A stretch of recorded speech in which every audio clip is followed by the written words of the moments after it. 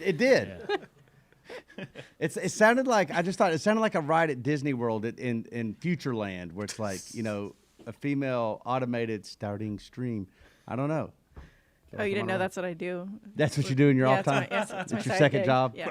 When her door's closed. Stream is live. It is. It's actually live. It's actually live. It's actually live. This isn't a test. Dale. Are we live? Yeah. Oh. Yeah, we're live. I wasn't listening to y'all. I gathered that. Let me finish up a text real quick. Well, this is what we meant to this. We're giving time for the live stream to populate. Yeah, that's what we're doing. Hey, man, I mean, they like to see the inner workings of the show. Well, a lot of times I'm sitting here sending text messages. Ask Junior. This is the Ask Junior portion of the show. Thank you guys for tuning in to the Dirty Mo Media YouTube page and supporting everything we do on all our social media for Dirty Mo Media. This is the Bojangles studio here at Dirty Mo Media. And this is the Ask Junior's portion of the show presented by Xfinity. They're a proud premier partner of NASCAR, and I'm a customer and pretty happy about it. So if you haven't had the chance to try out Xfinity X5, you should give it a go. I say this, man, in all honesty, I've had a lot of different services over the years in my time with internet. Xfinity hasn't let me down once. There you go. I've had some ups and downs with the others, but so far no problems with Xfinity. So yeah, Leah has all of the questions that you guys have been sending in to Xfinity Racing on Twitter, and hopefully we've been having some good ones every week, and we'll surely have some more. Go ahead, Leah. Yeah, we're going to start with the most popular question of the week. Everybody wants to know the hot air balloon story. Oh yeah. Yes. Holy smokes. That's Yeah. it's going to take up a lot of Ask Junior. Well. But all right, so if you have a kid and there's a hot air balloon in the sky, the world stops, right? So me and Amy had taken Isla to Disney on Ice, and I was watching Nicole, who's our little 1-year-old. And Isla is 3, and her and Mommy are having a fun day. They went to do a little shopping and then to Disney on Ice. So, great. They never get out of the house. This is awesome. I'm going to take care of Nicole. I got it. I got a list. We're going to eat. We're going to play. We're going to do bath. Bedtime. I got it. I'm going to handle it. Okay, Amy? And so she's off, and we're hanging out, and I got an alert Amazon package at the gate. Get on the cart, drive my little bad boy buggy up the hill. I've got Nicole in my lap, and we go to pick up the package, the Amazon package. And so on our way back, we're going super slow, and we're kind of taking our time because I got to burn some time here, between feeding and bath time. And You really did play this out. we're going super slow. I see a hot air balloon, and she sees it. So I go as far as I can to get as close as I can, right? So I go to get us a better perspective. So we're sitting there watching it. And it's coming kind of toward us, and this is we don't see hot air balloons all the time, but it's not it's not the first time we've ever seen one around the house, and I think that's cool. So, anyways, starting to get a little late, and Nicole starts to get over it. So we drive back to the house, and I go inside. As I get to the house, I notice, man, it's getting really close. So I'm gonna go inside and get my phone and take a picture of it and send it to Amy, and she'll be like, so to give her some reassurance, everything's fine. Look, we've got a hot air balloon. We're entertained, because she's worried, right? Can I do this? Can I father this? Can you be trusted with a Can I kid? father this 1-year-old for a night? So I walk back outside, and I'm like, wow, it's getting really close. And so I'm like, it's. Man, they're coming down. They're coming down, and they're going to go by the house, right? They're going to go behind the house. Like, I'm going to lose sight of it. But it's coming down, and there's some trees over here, and I'm like, they're getting lower than the tree line over there, and I don't think they'll shoot right back up. So what's going on? And I'm waving. They're waving. I run around to the corner of the house. I've got Nicole with me in my arms, and I'm like, Nicole, they're gonna land in this field, and they're hollering at me. Can we land? And I'm like, yeah. And he didn't hear me, and he goes, is it all right? I said, yes, sir. Okay, it's okay. You know, I thought they must be in distress. Right. Somebody on this balloon needs to get off for whatever reason. Right.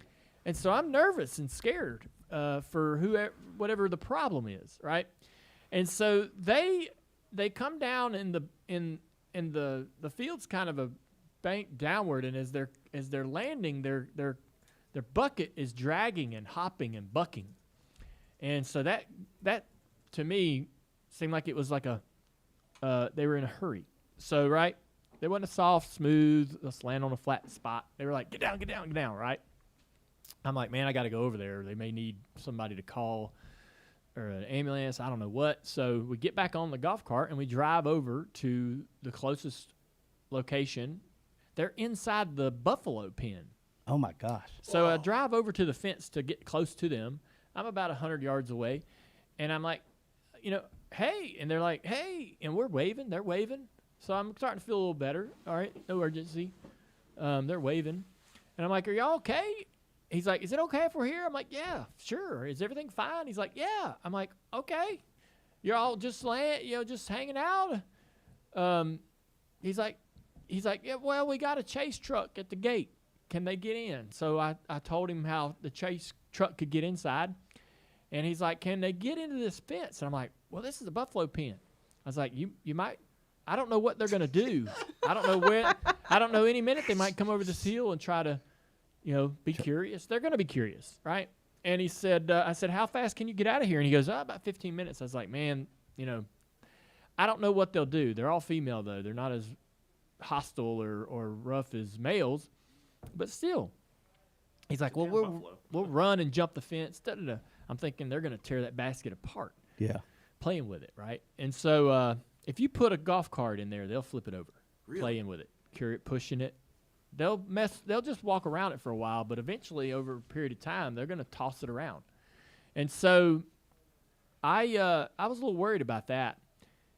The chase truck comes in, and it's the wife and the mother of the guy flying this thing. And they're like, hey, why don't we just put a little heat in that thing and raise it up and walk the basket literally a feet or a few off the ground and then up over the fence, and it'll be out of the pen. So that's what they did. And I'm still thinking that they're going to scoot out of here at any minute, right? They're going to, okay, we're good to go. I don't know, maybe they need to fuel up a tank or what. And the guy's like, all right, he tells his wife, he's like, hey, grab that rope. She grabs the rope, which is attached to the top of the balloon. She walks that way, pulls the rope. The balloon comes down. They start squeezing the hot air out of it. And I'm like, oh, we're putting it up. They're not getting out of here. No. And so I watched them roll it up. And that's a long process, isn't it? Yeah. I watched them. Well, we climbed in, took a picture. He's like, they're like, hey, you want to get in? I'm like, Oh, yeah. So the picture where you're Yeah. inside the. they're like, you want to That's get so in? I'm cool. like, oh, of course, yeah. We climbed in the basket. I'd never been around one up close to one like that. It I've was always wanted to go enormous. ride Okay, one, but yeah. did we ever? I'll wait till you're done telling the story because I mean now I don't even know So- why did they land there. All right. So, anyways, everything's great. Everybody knows the rest of the story. They button up their program. The people that are renting the ride, taking the ride, met them. They're nice. Everybody gets in the chase truck and they're going to leave eventually, right? And so we saw them on their way, but I asked him. I said, so why did you have to land? You just land. What's going on? And he's like, we have about 2 hours worth of fuel to fly, and we will fly 1 hour. And at that 1 hour mark, we look for a place to get down. And today it was your property. He's like, I knew you lived here, and we felt pretty reasonable that it would be okay, that, we land. And I said, all right. And so, they basically just land wherever they can, wherever there's a nice spot. And they deal with the homeowner, the landowner, in that moment.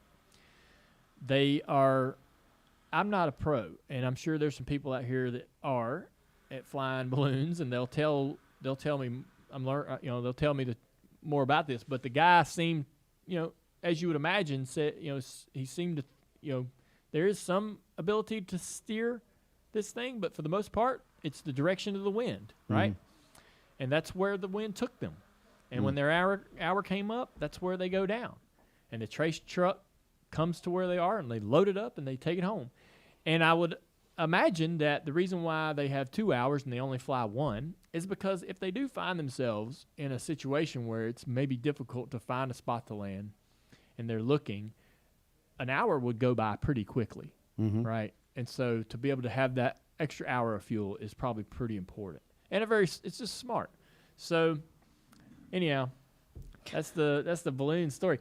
I was thrilled, man. I told them, I said, y'all land here anytime you want. But you might want to land in that other field where the buffalo where there's not buffalo. And Amy said, you can't tell Isla. I was like, what?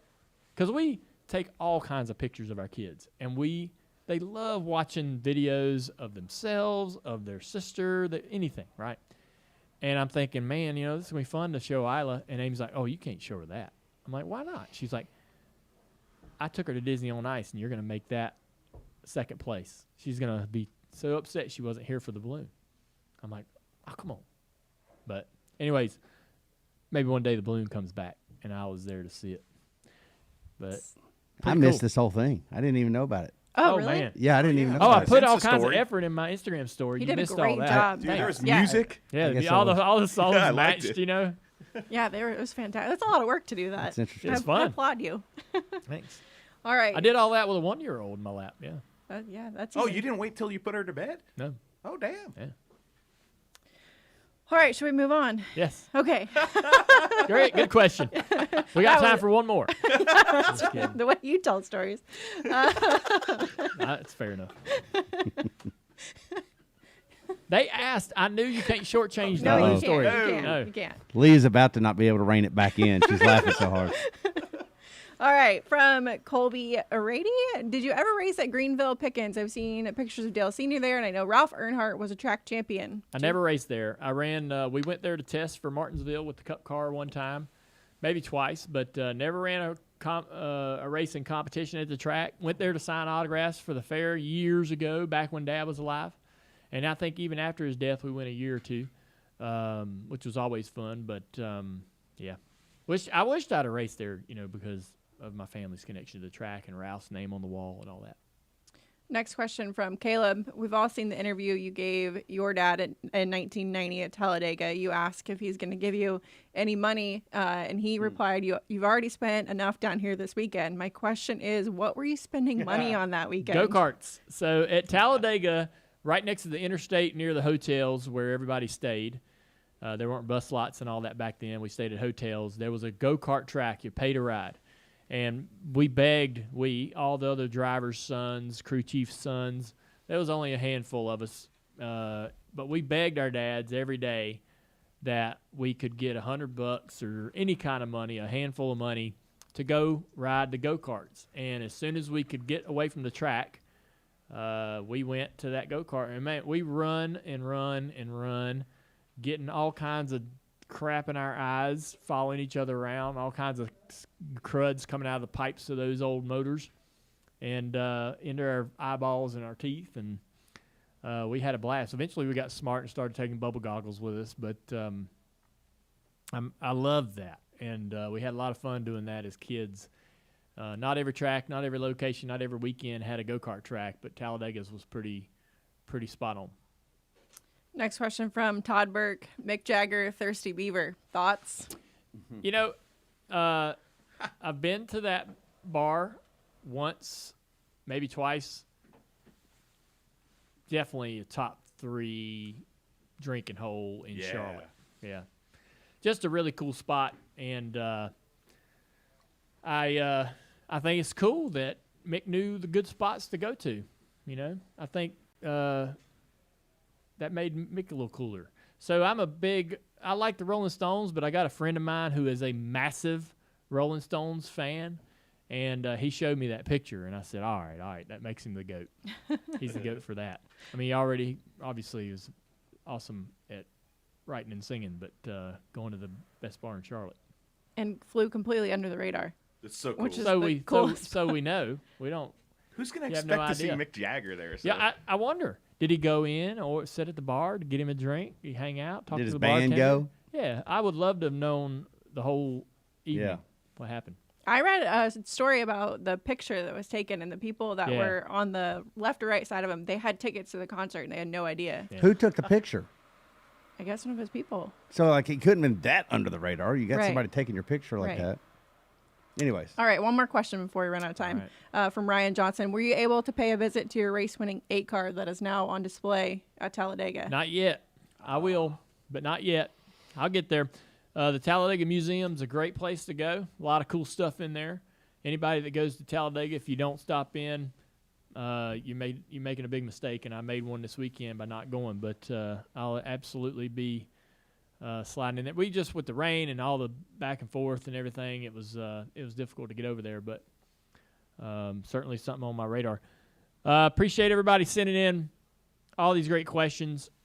And thanks for supporting Dirty Mo Media and all the things we do here with this Dale Jr. Download and Door Bumper Clear. And today's guest, Lyndon Amick. Lyndon raced in the Xfinity Series with me. We were pretty good pals, played video games together. Him and Hank Parker Jr., great friends. Well, after Lyndon got done racing cars with us, he joined the military and went and served. So he's going to tell us all about that and what he's up to today. So looking forward to seeing him. I have not seen Lyndon, and I can't remember how long. It's been over a decade since I've seen this guy, and can't wait to get him in here and talk to him. So it's going to be a great, great conversation, and hope you guys enjoyed Ask Junior presented by Xfinity.